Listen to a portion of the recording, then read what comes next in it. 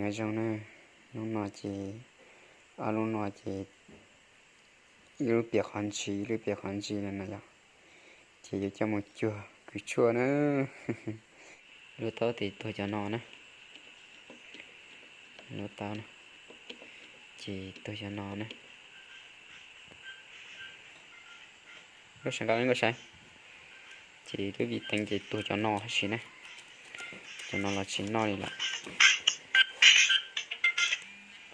alo lúc mấy vị tiếng là chỉ cũng chỉ tao còn tao chỉ cũng chỉ bảo để cho nên bây giờ họ tự được luôn mất ra từ cứ có sẽ vậy chỉ ní trong này nó xí nữa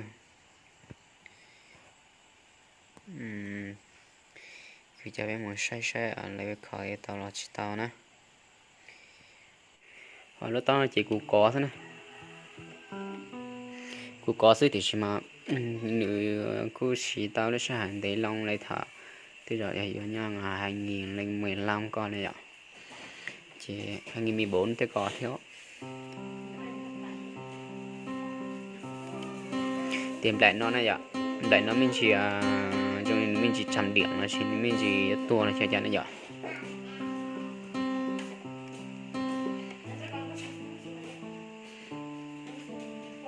chè như trong kho thế này ạ bắt tiền đi bao là theo đi trả thế này ạ tôi chỉ cứ thứ vỏ rồng cờ theo nó tao mà giờ khó gì cũng như vỏ rồng cờ này tôi chỉ mà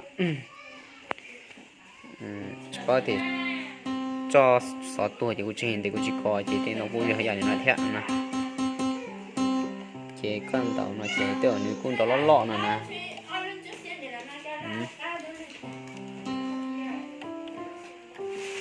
chị cho bây là sai nó này chó tôi nằm kho chị con vẫn nhờ gì nó cái gì nhìn tao liu này này này con đồng tao này này luôn nào mà nhìn chỉ chịu luôn nào mà con đồng tao chỉ luôn là để con đồng tao này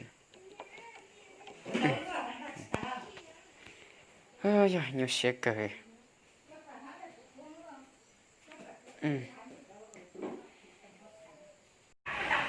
này đi tính của này bông hả? Bông vàng cho bà chú. Bông rồi quá.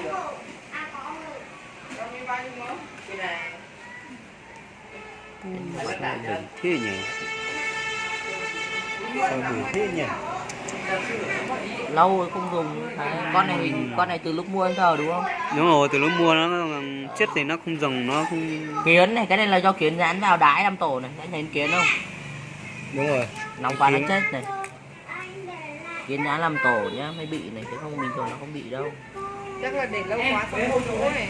Đúng không? chắc là thế nó không bỏ vào cái điện lung tung thế anh nhìn này rất là bệnh nhỉ Làm với lốc à? này bên này hết này tỏ tua này Làm gì vậy? thọ chỉ dùng có là khi mua cây xong mà thì cho trong này cả những bộ trong cảnh chúa là trong cảnh trước nhớ thì cái này thậu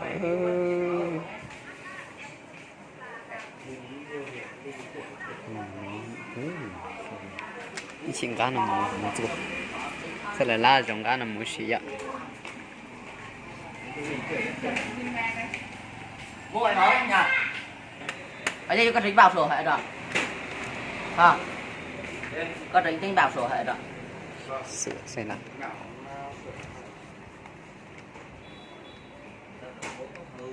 Hết pin. cái nào nhá mình tính này Làm vlog à?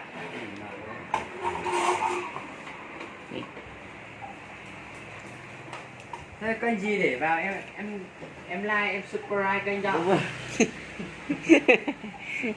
anh chỉ quay xe thôi một câu này chả biết nó bị sao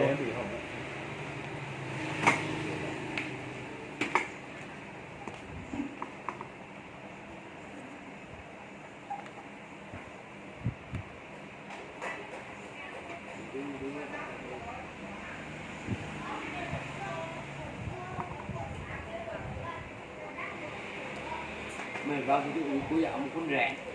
Cái gì? Mày vào ví dụ. Version này được này. Version này sạch này. Nó vẫn ơi nhỉ. Đây này chết mất bộ 4 này nhá, số 4 chết này, số 4 mình nhấn mạnh mới được này. Đây liệt số 4 này. Cho nó hơi bưởi tí thôi ra đấy.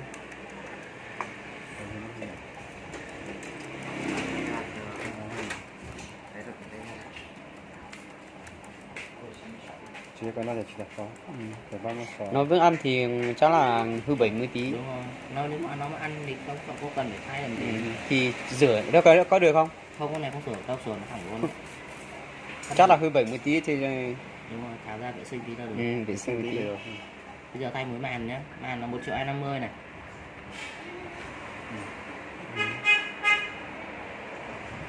Chính thay này, nó là chính thay. Nó vẫn ăn cái anh nhỉ? Dạ. Chắc là nó vẫn ăn chứ nhỉ? Ăn bình thường mà.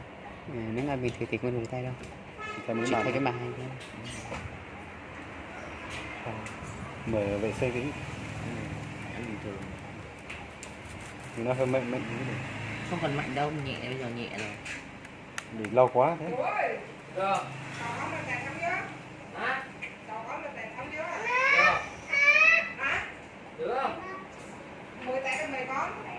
Để nhà ấy không để thay luôn để tháo này ra. Tháo lớp bỏng ra. Bây giờ nó tẹn nữa mà con mất đường đá xong đi chỉ là sửa luôn. Đúng không? Cái sửa luôn nó được.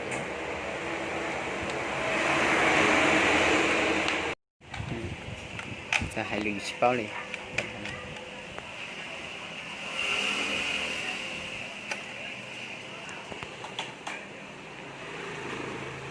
Là mà giờ chưa giờ Lấy cho lúc chết chia à tệ. Lấy cho lúc chết chia. là chưa mà giờ phải nữa là không cần.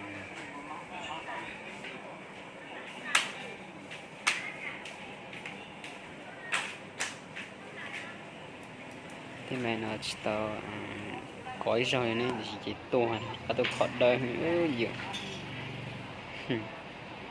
Thấy không? Đi không, mày đi mua xe không? À, Hay rồi, hay rồi, hoặc là mua ở đâu rồi ấy. Hoặc là con này mua ở đâu? Di động hay FPT? mình nói họ mua về thôi mà. Này Đặt nhá. lên thôi. Cái này dán này. Là thường mày mới không có dán những cái này đâu này. Cái này cáp cong này, cáp này, anh thấy cáp không? Cáp nhăn nheo này. Thường cáp mới là mới tinh nó thằng tuột như này mà con này cáp này. Chắc là thế là bị lừa rồi, linh này thì chắc là bị lừa rồi thế thì. Thì em thấy vì em tháo cái này ra nhá. Ở cái chỗ đít màng này nó có một cái tấm đen để ốp lại này. Cái tấm đen đen ấy. Nó có tấm đen giống như này này. Đấy đó một tấm đen đấy không? Nó ốp nó chắn vào đây này. Nhưng mà cái này máy này không có. Đấy. Thế thì máy cho nó máy cố thôi. Máy này nó chỉ dán một cái tem ngoài này thôi. Nó bị lừa rồi. Cái máy mới nhìn máy mới không nó như này đâu. Đúng rồi, con này mua không được bao nhiêu ngày chắc giống thế chắc là bị lừa rồi. Cái này là thay phím rồi, đá thay phím rồi, anh thấy mũi hàn không này? Hàn không? Đây nhá, cái này thì khó nhìn này, cái này nhá. Anh thấy cái mũi của zin của nó đẹp hẳn luôn đúng không? Cái mũi mới nó nhìn nó đẹp. À cái này không thay một lần rồi. Cái này là thay một lần. Cái này anh bị lừa rồi. Ôi bị lừa rồi. Con này mua 15 triệu đấy. 15 triệu ở đây. 15 triệu hôm nay phím thái nạt về hôm nay. Vừa cười nhỉ. Bị lừa rồi. Trời bật cười à, mình bị người ta lừa thì. Mua ở đâu anh? Mua ở Boston mình. Lừa rồi, bây giờ mua đâu về bảo nó Mình nhưng mà hết ta hết rồi. thế hỡi thế anh phải bảo nó biết chứ các anh làm phải có tâm chứ các anh lừa tôi như thế làm sao mà được 15 triệu vậy thôi. Đúng rồi, thì tí đi đấy này bỏ nó một câu thế nào. Phải chửi, có không chửi là không được. Đây nhá, anh chụp ảnh cái này lại này. Sao phím mới làm gì mà các anh Hàn dán keo nến như này. Chụp ảnh lại quay video làm gì? Đây này. Keo nến này. Quay cho nó rõ ràng chứ. Keo nến này. Cáp cong này. Dạ. Có dán này. Con này máy mới, siêu mới nó không bao giờ nó có cái này. Dán băng dính cái này là gọi là băng dính ghi nhớ, làm gì có như này. Còn nó có lớp ni bóng, có lớp keo ở cái dưới lớp ni bóng này đây này em tháo lên cho anh xem này. Cái này nó có một lớp keo anh thấy không? Lớp keo nó đang bẩn bẩn đây này. Đúng rồi. Mất rồi, nó tháng một lần là nó mất keo rồi, tất nhiên nó phải dán đè cái này lên. Bị lừa rồi, bây giờ con nó